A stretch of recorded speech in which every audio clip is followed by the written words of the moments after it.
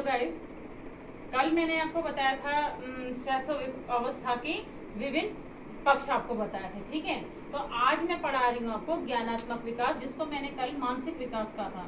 इसको मानसिक विकास भी कहते हैं और ज्ञानात्मक विकास भी कहते हैं। इंग्लिश में है कॉग्निटिव डेवलपमेंट। तो ये मस्तिष्क से रिलेटेड जो है विकास है। इसमें व्यक्ति की सोचे समझने की शक्ति, चीजों को पहचानने की स्मरण शक्ति, इन सब चीजों का विकास इसमें होता है। तो बच्चे के संदर्भ में अगर हम इसको देखें तो सबसे पहले हम देखेंगे जन्म के उपरांत प्रथम सप्ताह। ठीक है, तो जो प्रथम सप्ताह होता है बच्चे का, जो नवजात शिशु है उसका तेज आवाज से वो चौंकता है, भूख लगने पे रोता है, हिचकी उसको लगना। ज्ञानात्मक विकास के जो मुख्य समय साधन होती हैं वो होती है हमारी इंद्रियां। इंद्रियों का ही विकास होता है। इंद्रियों में आपस में सह संबंध बच्चा इसमें स्थापित करता है। तो इसमें मुख्य चीजें हैं तेज आवाज से चौंकना, भूख लगने पे रोना, हिचकी लगना। तो ये सारी क्रियाएं बच्चा पहले सप्ताह में सिर्फ इतनी ही क्रियाएं करता है। फिर आता है दूसरा सप्ताह। दूसरे सप्ताह में व्यक्ति का, बच्चे का जो धीरे धीरे जो विकास हो रहा है, ज्ञानात्मक विकास, उसके फलस्वरूप वो बच्चा जो है प्रकाश की ओर संवेदनशील होता है। लाइट्स की तरफ, जैसी लाइट पड़ती है लाइट को देखने लगता है, और इसके अलावा वो गंध भी पहचानने लगता है। जैसे माँ का स्तनपान कर रहा है, स्तनपान पे कुछ पदार्थ उसमें लगा दिया जाता है तो बच्चा दूध को नहीं पीता है। क्यों? क्योंकि उसको गंध का एहसास हो जाता है। फिर आता है प्रथम मास, प्रथम एवं द्वितीय मास। उसमें जो शिशु है वो वस्तुओं को पकड़ने लगता है, छूने लगता है, आवाज की तरफ मुड़ने लगता है। जैसे झुनझुना बजाएं या बच्चे को आवाज दें, ताली बजाएं तो बच्चा आवाज की ओर मुड़ने लगता है और माँ के स्पर्श को पहचानने लगता है। फिर आता है चौथा मास। चौथे मास में जो शिशु है वो क्रोध करने लगता है। उससे अगर चीज ली जाए, उसको उसकी पसंद की चीज ना दी जाए तो वो रोने लगता है, क्रोध प्रकट करने लगता है, वस्तुओं को ढूंढने का प्रयास वो करने लगता है। इतनी उसकी समझ विकसित हो गई है कि मेरी कोई चीज खोई है तो कहाँ खोई है, और वो उसको ढूंढने लगता है। तो ये धीरे धीरे करके उसका ज्ञानात्मक विकास हो रहा है। फिर आता है छठवां मास है। छठवें मास में ध्वनि का अनुसरण करने लगता है। जैसे ढूंढने की प्रक्रिया मैंने यहाँ पे बताई थी, उसकी शुरू हो गई है। हाँ, ध्वनि का अनुसरण करने लगता है। जैसे छुपम छुपाई बच्चा खेलने लगता है, उसको आवाज मारो तो वो आवाज का अनुसरण करके व्यक्ति को ढूंढ लेता है। इसके अलावा क्रोध और स्नेह में अंतर समझने लगता है। जो उसको प्रेम करता है बच्चा उसके पास जाता है, जो क्रोध करता है उसके पास नहीं जाता, या क्रोध करने पे मुंह बना के रोने लगता है और प्रेम करने पे हंसने लगता है, उसका प्रत्युत्तर वो हंसकर देता है। फिर सातवां मास आता है। सातवें मास में खेलना, अपने उम्र के जो बच्चे उनके साथ खेलना वो पसंद करता है, यानी कि थोड़ा थोड़ा उसकी समझ विकसित हो गई है कि मुझे इनके साथ खेलना है, ये मेरे साथी हैं। इसके साथ साथ जो खिलौने हैं उसके बहुत सारे खिलौनों में अपने पसंद का खिलौना वो लेने लगता है।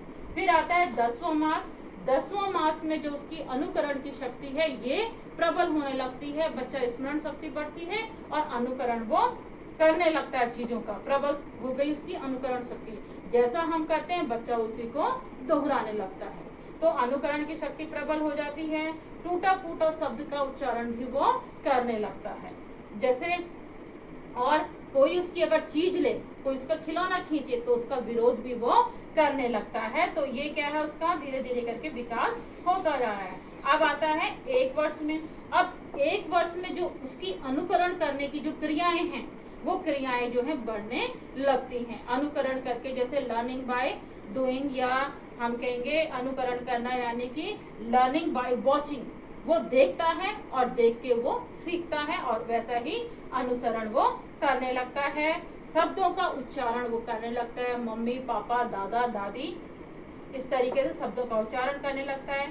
2 वर्ष का जब शिशु हो जाता है तो लगभग 100 से 200 शब्दों का उसका जो शब्द है वो भंडार बन जाता है और छोटे छोटे वाक्यों को वो बोलने लगता है। पानी पीना है, खाना खाना है, मुझे जाना है, आना है। तो छोटे छोटे शब्दों का, छोटे छोटे वाक्यों को वो बोलने लगता है।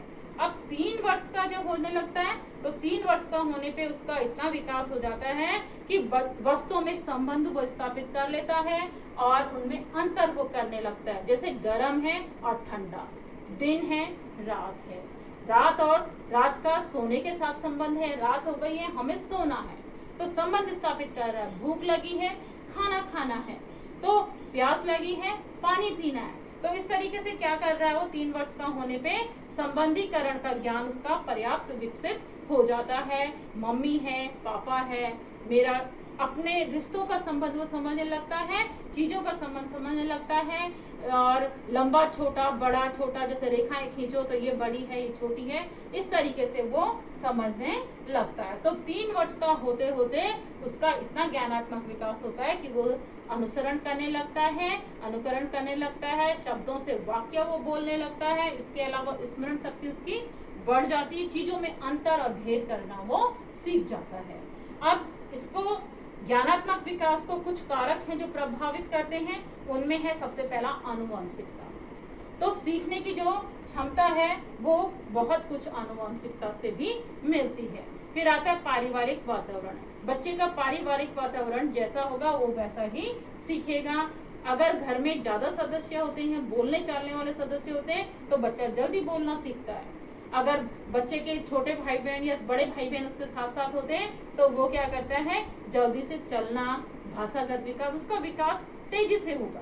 फिर स्वास्थ्य की स्थिति होती है, उसका स्वास्थ्य कैसा है। अगर उसका उत्तम स्वास्थ्य होता है तो उसका विकास बिल्कुल सही तरीके से होता है, और स्वास्थ्य की स्थिति अगर ठीक नहीं है तो उसके सारे ये विकास भी, ज्ञानात्मक विकास भी उसका उसके साथ साथ प्रभावित होता है। फिर आता है माता पिता का शैक्षिक स्तर, ये भी बहुत कुछ प्रभावित इसको करता है। क्यों? क्योंकि जो ज्ञानात्मक विकास है ये मानसिक विकास से संबंधित है, और मानसिक विकास हमारी शिक्षा पर ही निर्भर करता है। हमें जैसी शिक्षा मिलेगी वैसा ही हमारा मानसिक विकास होगा, तेजी से होगा या धीमे होगा। इसके बाद समुदाय का स्तर भी इसको प्रभावित करता है। जिस समूह में हम रहते हैं वो समूह कैसा है, आपने देखा होगा भिन्न भिन्न समूह के जो बच्चे होते हैं, भिन्न भिन्न तरीके की उनकी क्रियाएं होती है। जो बच्चा क्या है, एक लोअर तबके का होगा, आप देखोगे उसकी भाषा अलग तरीके की होगी, उसके अंदर एक अलग कॉन्फिडेंस होगा, क्योंकि वहां पर उनको छूट होती है। एक जहां पर ज्यादा अच्छे परिवार का होगा वहां पे बच्चे को ओवर प्रोटेक्टिव होने के कारण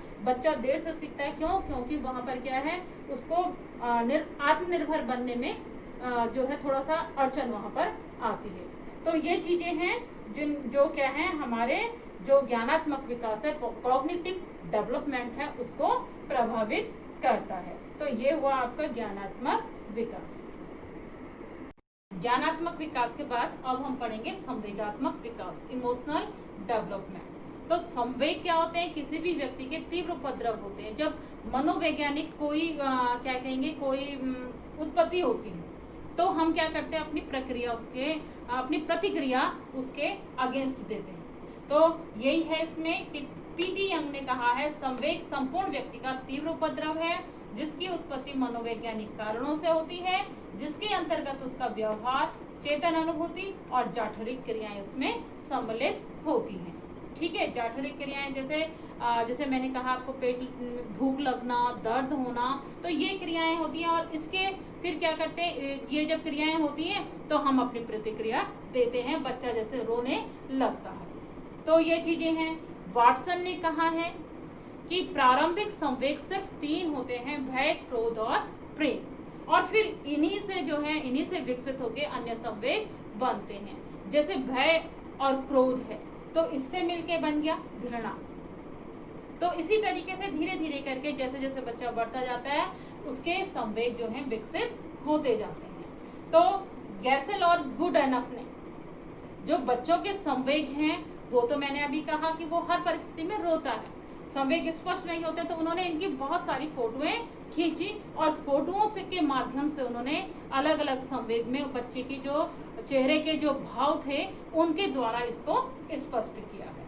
तो जो संवेग होते हैं इसको प्रभावित करने वाले कारक होते हैं सीखना एवं परिपक्वता। जैसे जैसे हम सीखते हैं वैसे वैसे हमारे संवेग परिष्कृत होते जाते हैं। फिर आता है बुद्धि का स्तर। हमारा बुद्धि का स्तर भी हमारे संवेग को प्रभावित करता है। जैसे जैसे हमारी बुद्धि का विकास होता है वैसे वैसे हमारे संवेग स्थिर होते चले जाते हैं। आर्थिक और सामाजिक स्तर। आर्थिक और सामाजिक स्तर भी हमारे संवेगों के विकास में महत्वपूर्ण भूमिका निभाता है। जब हमारी परिवार की आर्थिक स्थिति अच्छी है और सभी आवश्यकताएं बच्चे की पूर्ण होती हैं, तो बच्चे का संवेग जो है सही तरीके से विकसित होते हैं। अगर आर्थिक स्थिति उसकी सही नहीं है, उसकी आवश्यकताएं पूर्ण नहीं हो रही हैं, तो उसके अंदर कुंठा, हीन भावना, इस तरीके के संवेग विकसित होने लगते हैं। सामाजिक स्तर भी जैसा होगा उसी तरीके के हमारे संवेग होते हैं। कई बार परिवार की को समाज में उपेक्षित होता है, तो बच्चा भी क्या करता है, अपने आप को उपेक्षित समझने लगता है। उसका अंदर क्रोध की जो भावना है वो अधिक आने लगती है। व्यक्तित्व संबंधी कारक, कुछ व्यक्तित्व संबंधी कारक भी हैं। अगर व्यक्ति का जो है व्यक्तित्व का विकास ठीक ढंग से नहीं हो रहा है, किसी कारण से उसके व्यक्तित्व में कोई कमी है, तो उसके अंदर विभिन्न प्रकार के जो क्या कहेंगे हम नकारात्मक संवेग उसके अंदर उत्पन्न होने लगते हैं। घर एवं समाज का वातावरण भी इसमें बहुत ज्यादा महत्वपूर्ण भूमिका निभाता है। हमारा घर और समाज की जैसी स्थिति होगी, घर का हमारा सौहार्दपूर्ण और खुशनुमा वातावरण होता है, तो बच्चे के जो भी संवेग होंगे वो अच्छे ही विकसित होंगे। उसके अंदर सहयोग, प्रेम, त्याग, सहिष्णुता, ये सारे संवेग जो है विकसित होंगे। और अगर घर का वातावरण अच्छा नहीं है, तो बच्चे के अंदर क्रोध, हिंसा और कलह, इस तरीके के वातावरण जो है ज्यादा पैदा होते हैं, संवेग ज्यादा पैदा होते हैं। फिर आता है लिंग भेद। लिंग भेद भी इसके लिए बहुत ज्यादा जिम्मेदार है। कुछ घरों में क्या होता है, लड़का और लड़की में भेदभाव होता है, वहां पे लड़कियों की उपेक्षा कई परिवारों में की जाती है, तो वहां पे जो लड़कियां हैं उनके अंदर हीन भावना होती है, क्रोध होता है, बहुत ज्यादा उनके मन में क्रोध होता है कि ऐसा क्यों है। तो उनके जो संवेग होंगे वो कैसे होंगे, उनके अंदर हीन भावना होगी, उनके अंदर क्रोध का संवेग ज्यादा विकसित होगा, तो उसकी जो पर्सनैलिटी जो बन के आएगी वो कैसे आएगी, नकारात्मक बन के आएगी। फिर आता है परिवार का आकार। परिवार का आकार जैसा होगा उसी के अनुसार संवेग विकसित होते हैं। परिवार बड़ा है, वहां पे पर्याप्त मात्रा में स्नेह है, सब एक दूसरे का सहयोग करते हैं, तो बच्चे के जो संवेग होते हैं बहुत अच्छे तरीके से विकसित होते हैं। बच्चा सबसे प्रेम करना और सौहार्दपूर्ण उसका जो है व्यवहार होता है। फिर एक जन्म क्रम भी इसको बहुत ज्यादा प्रभावित करता है। अगर पहला बच्चा है, उसको बहुत ज्यादा प्यार, देखभाल उसको मिलती है, तो वो सबसे प्यार करता है, देखभाल करने लगता है। लेकिन वहीं पे क्या होता है, एक दूसरा बच्चा आता है जब परिवार में, तो उस बच्चे की तरफ जब ज्यादा ध्यान माता पिता का जाता है, तो बच्चा जो है अपने आप को, जो पहला बच्चा है उपेक्षित महसूस करने लगता है, और जो दूसरा बच्चा है उससे वो चिढ़ने लगता है, वो उसको नुकसान पहुंचाने की सोचता है और क्या करने लगता है, उसको अपना प्रतिद्वंदी समझने लगता है। वो सोचता है कि इसके कारण मेरा प्रेम बढ़ गया, तो उसके अंदर फिर क्या आने लगती है, क्रोध की भावना, ईर्ष्या की भावना अपने छोटे भाई के प्रति आने लगती है।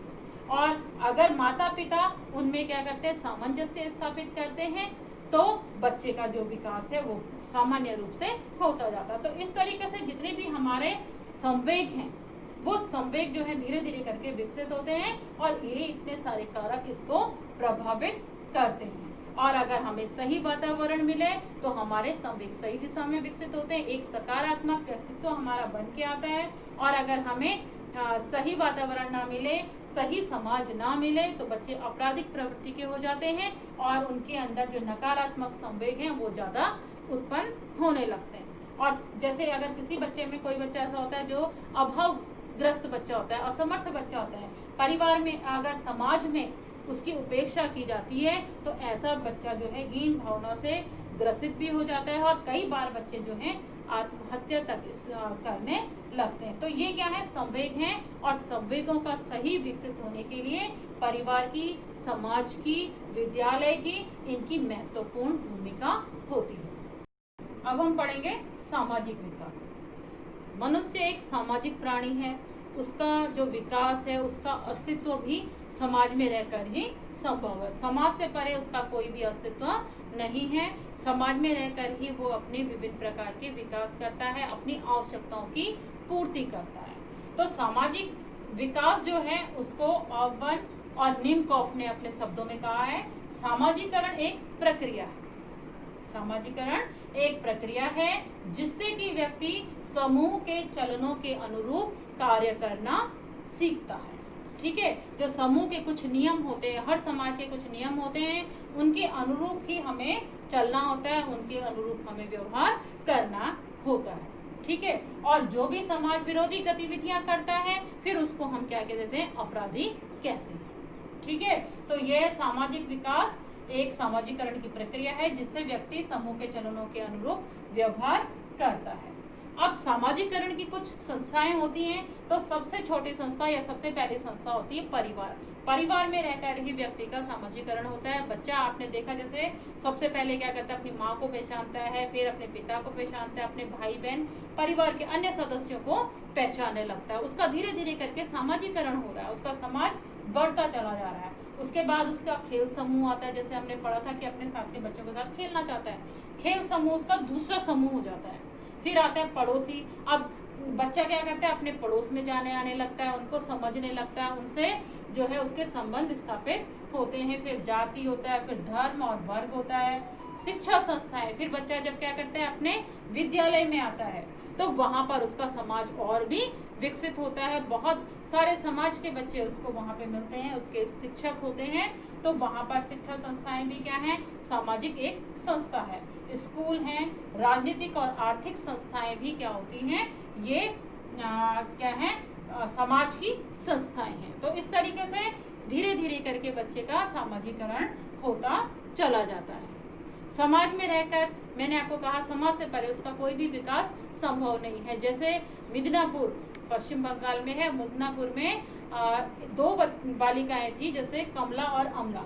उनको क्या हुआ, बचपन में ही भेड़िया उठा के ले गया, तो उनका जो मनुष्य के अनुरूप जो है व्यवहार नहीं था, वो भेड़ियों के अनुसार ही व्यवहार करती थी, किसी को देखने पे गुर्राती थी, चारों हाथ पैरों से चलती थी, बोलना उनको नहीं आता था।